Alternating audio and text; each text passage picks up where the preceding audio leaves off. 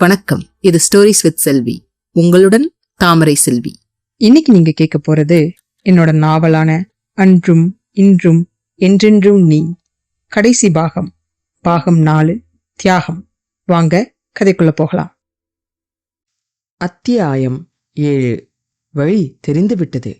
அடுத்த சில நொடிகளில் அங்கு என்ன நடந்தது என்று அங்கிருந்த யாருக்குமே விளங்கவில்லை. புயலான உள்ளே நுழைந்த ஆழி வெறி பிடித்தவன் போல அங்கிருந்த அனைத்து பாம்புகளையும் துவம்சம் செய்யத் தொடங்கினான். எதிரே வருவது யார், யாரைத்தான் தாக்குகிறோம் என்பது எதுவுமே ஆழிக்கு தெரியாது. அவனுக்கு தெரிந்தது எல்லாம் ஒன்றுதான். அவனின் ஆம்பல் ஆபத்தில் இருக்கிறாள். அவள் வலியில் துடிக்கிறாள். அவளின் வலிக்கு காரணம் இவர்கள் என்பது மட்டும்தான் நினைவில் இருந்தது. எனினும் அங்கு கூடியிருந்த அனைவரையும் கொன்று குவிப்பதற்கு அந்த ஒரு எண்ணமே அவனுக்கு போதுமானதாக இருந்தது. எனினும் அவர்களை கொல்வது அவ்வளவு எளிதான செயலல்ல. நகரும் ஒவ்வொரு நொடியும் கொஞ்சம் கொஞ்சமாய் அவனது உடல் எரிந்து கொண்டிருக்க, எதிரே பாய்ந்து வந்து தாக்கும் பாம்புகளுடன் சண்டையிடுவது சுலபமான காரியமல்ல. ஆனால் அவன் மனதில் கொழுந்து விட்டறியும் கோபச் ஜுவாலைக்கு முன் மற்ற அனைத்துமே அவனுக்கு துச்சமாகத்தான் பட்டது.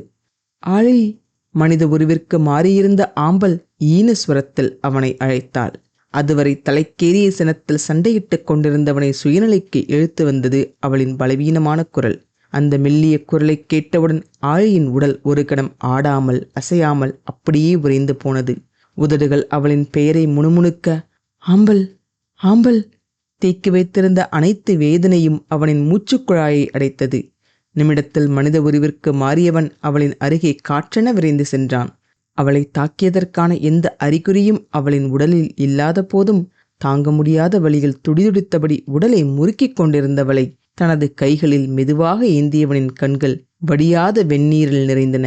ஆம்பல், குரல் உடைந்து தழுதழுத்தது. தயவு செய்து போய்விடுங்கள். உயிர் போகும் வழியையும் தாங்கிக் கொண்டு அவனிடம் கெஞ்சினாள். உதிர்க்கும் ஒவ்வொரு வார்த்தையும் அவளின் உயிரின் மூலத்தை தாக்க ஒடிந்து விழும்படி அவளின் உடலை திருகி முறுக்கினாள். ஆம்பலை பற்றியிருந்த அவனது பிடி இறுக, முடியவே முடியாது. உன்னை இந்த நிலைக்கு ஆளாக்கியவர்கள் ஒருவரையும் உயிருடன் விடமாட்டேன். கண்கள் சிவக்க உக்கிரத்தில் அவனது உடல் துடிதுடித்தது. மீந்திருந்த பாம்பு கூட்டத்தை உருத்தழிக்க வெகுண்டெழுந்தவனை ஆம்பலின் ஒற்றை வார்த்தை தடுத்தது. வேண்டாம், விட்டுவிடுங்கள். நாம் போய்விடலாம், ஒன்றாக போய்விடலாம். அவளின் கண்களிலிருந்து தாரை தாரையாய் வழிந்த கண்ணீர் அவனுக்காக என்று ஆழி அறிந்திருக்கவில்லை. கண்களில் உயிரை தேக்கி வைத்து கெஞ்சலுடன் கேட்டவள் வார்த்தை முடிந்த மறுகணம் மீண்டும் தனது சுய உருவிற்கு மாறினாள். ஆம்பலின் அந்த ஒரு சொல்லுக்கு பிறகு ஆழிக்கு வேறு எதுவும் பெரிதாகப்படவில்லை. மறுமொழி கூறாமல் அவனின் சுய உருவிற்கு மாறிய ஆழி தன்னால் இயன்றவரை மென்மையாக தனது அழகில் அவளை எடுத்து ஒரு நொடி கூட தாமதிக்காமல் அந்த இடத்தை விட்டு பறந்து சென்றான். அவர்கள் சென்றபின் அங்கு மிஞ்சி இருந்தது ஆழி கொன்று குவித்த பாம்புகளின் சடலங்களும் எஞ்சி உயிர் பிழைத்த பாம்புகளின் அலறல் சத்தம் மட்டும்தான். எங்கே போகிறோம் என்பது எல்லாம் ஆழிக்கு தெரியாது. அவனுக்கு தெரிந்த ஒரே ஒரு விஷயம், ஆம்பல் அந்த இடத்தை விட்டு சேர்ந்து போக வேண்டும் என்று கூறினாள். அது மட்டும்தான் அவனது கருத்தில் பதிந்திருந்தது. வேறு எதை பற்றியும் அவனுக்கு கவலையும் இல்லை, அவசியமும் இல்லை. அவளின் வார்த்தைகளை மட்டுமே தனது குறியாய் பற்றி கொண்டு பல மணி நேரங்கள் பறந்து கொண்டே இருந்தான். அவளுக்கு ஆபத்து, அவளை காப்பாற்ற வேண்டும் என்ற ஒரு குறிக்கோளில் இருந்தவனுக்கு தனது வழி சற்றும் நினைவில் இல்லை. அவளின் வழியில் அவனது வழி மரத்து போனது என்று கூட சொல்லலாம். ஆனால் நேரம் செல்ல செல்ல அவன் உடலின் வலி மெல்ல மெல்ல தலை தூக்கத் தொடங்கியது. உடல் தடுமாற, கண்களின் பார்வை மங்கத் தொடங்கியது. அந்த வலியையும் தாங்கிக் கொண்டு ஆம்பலுக்கு மருந்திட்டு இளைப்பார செய்வதற்கு இடம் தேடியவன் ஒரு மரக்கிளையின் மீது மெல்ல இறங்கினான். அதற்கு மேல் அவனின் பாரத்தையே தாங்க முடியாத கால்கள் தடுமாறின. ஒரு பலத்த சத்தத்துடன் அலையில் ஆம்பலை ஏந்தியவாறு தரையில் பொத்தென்று விழுந்த ஆழி மூர்ச்சித்து போனான். பிரிக்க முடியாமல் இறுகப்பற்றியிருந்த இமைகளை ஆழி பிரித்து பார்த்தபோது ஆழி மனித உருவிற்கு மாறியிருந்தான். ஒரு சிறு குடிசையினுள் உடல் முழுவதும் மூலிகைகளால் கட்டுப்போட்டபடி கிடந்த ஆழி எழுந்ததும் முதலில் தேடியது ஆம்பலைத்தான். சுற்றுமுற்றிலும் அவள் இருப்பதற்கான சிறு அறிகுறியும் இல்லாமல் போக தன்னால் இயன்றவரை பலமாக அவளின் பெயரை கூறி கூப்பிட்டபடி அந்த குடிசையை விட்டு தடுமாறியபடி ஓடினான். அங்கே அவன் கண்ட காட்சி அவன் உடலில் ஓடிய அனைத்து இரத்தத்தையும் அவனின் தலைக்கு ஒரு சேர பாய்ச்சியது. கடுமையான சீற்றம் கண்களில் அனலாய் பறக்க ஆம்பலை ஒரு குழிக்குள் போட முயன்று கொண்டிருந்த அந்த முதியவரை நோக்கி பாய்ந்தோடும் காளை போல அவரை நோக்கி பாய்ந்தான். ஒரே பாய்ச்சலில் தன் பலம் கொண்ட மட்டும் அவரை தள்ளிவிட்டு கீழே விழப்போன ஆம்பலை அவள் தரையில் விழுமுன் தனது கரங்களால் மென்மையாக தாங்கிக் கொண்டான். இந்த கலைபுரத்திலும் சிலை போல இருந்த ஆம்பலை பார்த்த ஆழிக்கு வறண்டு தொண்டை உலர்ந்தது. அம்பல், அம்பல்! கண்களில் நீர் பெருக பெருகிய நீர் அவளின் பிம்பத்தை மறைத்தது. அவளிடம் எந்த அசைவும் இல்லாமல் போக அவனின் சீற்றம் எதிரே அமைதியாய் அனைத்தையும் பார்த்து கொண்டிருந்த அந்த பெரியவரின் மேல் வீழ்ந்தது. என்ன செய்தாய் என் ஆம்பலை? உயிர் மேல் ஆசை இருந்தால் உடனடியாக அவளை சரி செய். அவள் கண் திறக்காமல் போனால் நீ ஒரே அடியாய் கண்களை மூடுவது நிச்சயம். அடிக்குரலில் சீறினான் ஆழி. அவனின் கோபமும் மிரட்டலும் அந்த பெரியவரின் முகத்தில் எந்த மாற்றத்தையும் கொண்டு வரவில்லை. பரிதாபத்துடன் அவனை பார்த்து, ஆண்டாண்டு காலம் அழுது புரண்டாலும் மாண்டார் வருவாரோ என்றார் சாந்தமாக. மொழி புரியாதவன் போல சில கணங்கள் விழித்தான் ஆழி. அவர் பாடலின் அர்த்தம் கொஞ்சம் கொஞ்சமாய் அவனுக்கு உரைக்க, இதழ்களின் சிவப்பு கண்களில் ஏற அடக்கிய குரலில், மாண்டவரா? யார்? இவளா? இல்லவே இல்லை. அவனையும் மீறி அவனது பனித்த கண்கள் அவளின் அசைவற்ற உடலின் மீது பதிந்தது. காற்றாகிவிட்ட குரலில், இல்லை, அவளால் இருக்க முடியாது. நாங்கள் இணைந்து வாழ்வை தொடங்குவோம் என்று எனக்கு வாக்கு கொடுத்திருக்கிறாள். என்னை மணந்து காலம் முழுவதும் பிரியாமல் மகிழ்ச்சியுடன் வாழ்வோம் என்று எனக்கு வாக்கு கொடுத்திருக்கிறாள். அவள் சொன்ன சொல்லை காப்பாற்றுபவள். அவள் இறக்கவில்லை, மயங்கித்தான் இருக்கிறாள். பாருங்களேன், இன்னும் சில நொடிகளில் துள்ளி குதித்து பசி என்பாள். அவளால் ஒரு இடத்தில் சும்மாவே இருக்க முடியாது. யாரிடம் பேசுகிறோம், என்ன பேசுகிறோம் என்பதும் புரியாமல் மனதில் பட்டது அனைத்தையும் வார்த்தைகளாக்கி பிதற்றினான் ஆழி. கண்களில் கண்ணீரும் இதழ்களில் நம்பிக்கையும் புன்னகையுமாய் அவளின் உடலை மெல்ல வருடினான். ஆழியின் வார்த்தையிலும் அவனின் வேதனையிலும் அந்த பெரியவரின் முகத்தில் மெலிதான ஆச்சரியம் படர்ந்தது. நீங்கள் இருவரும் மனம் புரிய எண்ணினீர்களா? அந்த கேள்வியில் ஆழியின் இதழ்கள் வெறுப்பில் விளைந்தன. ஏன் மனம் புரியக்கூடாதா? எதனால்? நாங்கள் இருவரும் எதிரி குலத்தை சேர்ந்தவர்கள் என்பதாலா என்றான், அதிருப்தியை சற்றும் மறைக்காமல். ஒரு கணம் அவனை ஆழ நோக்கிவிட்டு மெல்ல தலையை மறுப்பாய் அசைத்துவிட்டு, இல்லை, எதிரி குலம் என்பதால் அல்ல. நீங்கள் ஒருவரை ஒருவர் நேசிப்பது உங்கள் இயல்புக்கு முரணானது என்பதால் என்றார் தெளிவான குரலில். அந்த பெரியவரின் சாந்தமான முகமும் எதையும் விருப்பு வெறுப்பின்றி பாவித்த தோரணையும் ஆழியின் மனதில் பட சட்டென்று, ஐயா, நீங்கள் ஞானியா என்று கேட்டான். முற்றும் துறந்த துறவியப்பா நான் என்றார் அந்த துறவி. கண்களில் நம்பிக்கை ஒளி மின்ன ஆம்பலை கைகளில் ஏந்தியபடி அவரின் காலடியில் மண்டியிட்டு தரையில் படும்படி விழுந்து வணங்கினான். ஐயா, இவளை உயிர்ப்பித்துக் கொடுங்கள். அதற்கு கைமாறாக நான் எது வேண்டுமானாலும் செய்ய சித்தமாக இருக்கிறேன். தயவு செய்து இவளுக்கு உயிர் கொடுங்கள் ஐயா என்று மடிப்பிச்சை கேட்டான் ஆழி. இரக்கம் கண்களில் மேலிட, இளைஞனே, இறந்தாரை யாராலும் மீட்டு வர முடியாது, மீட்டு தரவும் கூடாது. சென்றவளை அமைதியுடன் வழியனுப்பு மகனே. எண்ணங்களில் நீ அவளை பிடித்து வைப்பது கூட அவளின் வரும் பிறப்புகளை பாதிக்கும். அடுத்த பிறவியில் அவள் நல்ல வாழ்க்கை வாழ வேண்டுமென்றால் பந்த பாசங்களை துறந்து அவளை வழியனுப்பி வை என்று அறிவுரை கூறினார் அந்த துறவி. அந்த முனிவரின் வார்த்தைகள் எதுவுமே ஆழியின் காதில் விழுந்தது போல இல்லை. தனது துன்பத்திலேயே உழன்றவன், ஐயா, என் உயிரை எடுத்தேனும் அவளுக்கு உயிர் கொடுங்களேன். மரணத்திற்கு ஒரு உயிர்தானே வேண்டும். அவளுக்கு பதில் நான் செல்கிறேன் ஐயா, தயவு கூர்ந்து.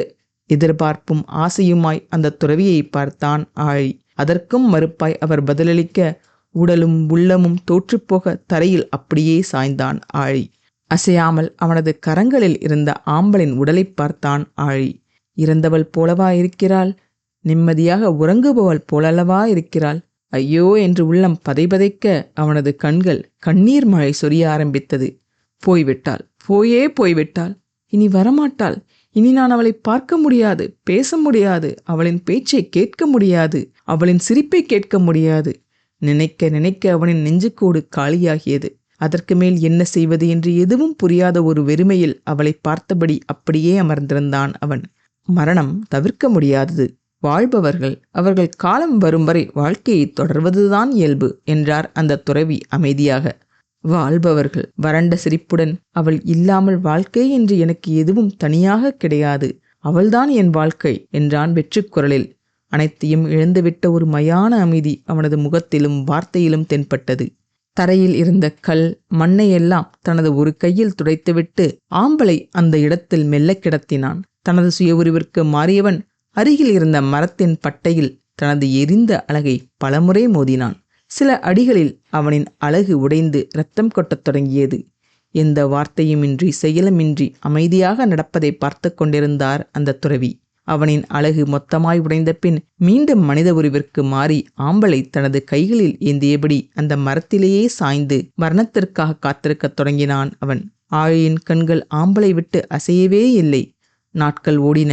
ஊன் உறக்கம் அனைத்தையும் மறந்து அவளை மட்டுமே அவனது கண்கள் பார்த்து கொண்டிருந்தன. அவ்வப்போது அவளின் உடலை மெல்ல வருடிவிட்டபடி அவளை மட்டுமே பார்த்து கொண்டிருந்தான் அவன். 3வது நாளில் அவனின் உயிர் அவனது உடலை விட்டு பிரிந்து சென்றது. அந்த ஜோடியின் உயிரற்ற உடலை பார்த்த துறவிக்கு விவரிக்க முடியாத ஒரு நிகழ்ச்சி உண்டாகியது. ஆழியின் இறுதி விருப்பப்படி அவர்கள் இருவரையும் ஒன்றாக அடக்கம் செய்தார் அந்த துறவி. மரணம் அந்த துறவிக்கு புதியதல்ல. உயிரினங்களின் வாழ்வில் நடக்கும் ஒரு நிகழ்வுதான் மரணம். அது முடிவும் அன்று, தொடக்கமும் அன்று. ஆனால் அந்த துறவியை பிரமிக்க வைத்தது அந்த பறவையின் செயல்தான்.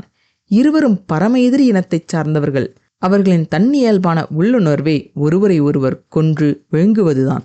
ஆனால் அந்த பாம்பின் மீது அந்த பறவைக்கு இருந்த ஆழமான நேசம் அதனின் உடலிலும் உள்ளத்திலும் ஆழமாய் வேரூன்றியிருந்தது.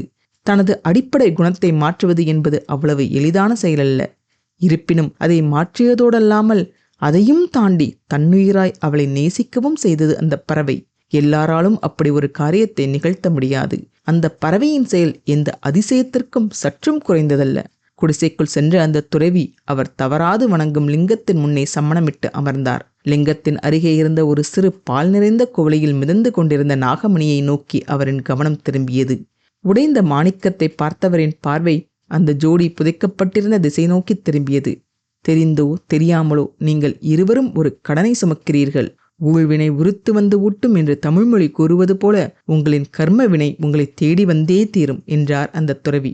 சில கணங்கள் அப்படியே மௌனமாய் அமர்ந்திருந்தவர், நான் முற்றும் துறந்த துறவி.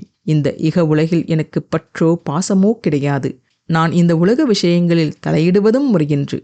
இருப்பினும் நீங்கள் இருவரும் என் வாயிலை வந்து அடைந்ததற்கு கண்டிப்பாக ஏதேனும் ஒரு காரணம் இருக்க வேண்டும். உங்களை என்னால் மீட்டு வர முடியாது, வரவும் கூடாது என்பதால் உங்கள் இருவருக்காக, நீங்கள் ஒருவர் மேல் ஒருவர் கொண்டுள்ள அந்த நேசத்திற்காக நான் ஒன்றே ஒன்று உங்களுக்கு செய்கிறேன். உங்களின் ஆழமான காதல் உங்களை பிணைத்திருப்பதால் கண்டிப்பாக நீங்கள் இருவரும் மீண்டும் பிறந்தே தீருவீர்கள். அந்த வாழ்வில் உங்களுக்கு என்ன நடக்கும் என்பதை தீர்மானிப்பது நீங்களும் உங்கள் விதியும் தான். என்னால் செய்யத்தகுந்தது வழி தெரியாமல் நீங்கள் உங்கள் பிரச்சனைகளின் மூலத்தை அறிய முற்படும் போது உங்களுக்கு வழிகாட்டியாய் இந்த நாகமணியை நான் உங்களிடம் கொண்டு வந்து சேர்ப்பேன். அதன் மூலம் நீங்கள் செய்ய வேண்டியது உங்களுக்கே தெளிவாக தெரியும். இது நான் வணங்கும் அந்த ஈசனின் சித்தமாகத்தான் நான் பார்க்கிறேன். தனக்குள் முடிவெடுத்த அந்த துறவி கண்களை மூடி தியானிக்கத் தொடங்கினார். துறவி கண்களை மூடிய அதே தருணம் அந்த இடமும் மை இருளில் மூழ்கியது. கண்ணிமைகளை பிழிந்து மெல்ல தனது கண்களை திறந்தாள் மாயா. கண்களை திறந்தவளின் பார்வை வட்டத்தில் முதலில் தெரிந்தவன் நவீன்தான். திகைப்பும் நம்பமாட்டா பாவனையுடன் மாயா மாயா என்று அழைத்து கொண்டு அவளைத்தான் பார்த்து கொண்டிருந்தான் அவன்.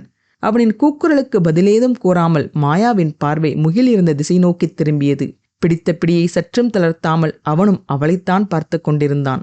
முகிலை பார்த்த மறுநொடி மாயாவின் முகம் மகிழ்ச்சியில் மலர்ந்தது. இதழ்கள் விரிந்து புத்துப்பற்கள் பளிரிட மின்னல் வேகத்தில் அவனை நோக்கி பாய்ந்து அவனை இறுக கட்டி தழுவிக்கொண்டாள் மாயா. சந்தோஷத்தில் குரல் கிரீச்சிட, கண்டுபிடிச்சிட்டோம் முகில், நம்ம கண்டுபிடிச்சிட்டோம். இந்த சர்க்கிளை எப்படி உடைக்கிறதுன்னு நம்ம கண்டுபிடிச்சிட்டோம். அவளின் அணைப்பிற்கு இணையாக அவளை இறுக அணைத்தவனின் முகத்தில் மெலிதான ஒரு புன்னகை படர்ந்திருந்த போதும் மாயாவின் மகிழ்ச்சியை அவனது முகம் முழுவதுமாய் எதிரொலிக்கவில்லை. குழப்பமும் கலக்கமுமாய் அவனது அடர்ந்த புருவங்கள் ஒன்றோடொன்று குவிய, மேலும் அவளை அவன் இறுக்கமாய் தன்னோடு அணைத்து கொள்ள, இதுதான் வழியா? ஆனால் எப்படி இது முடியும்?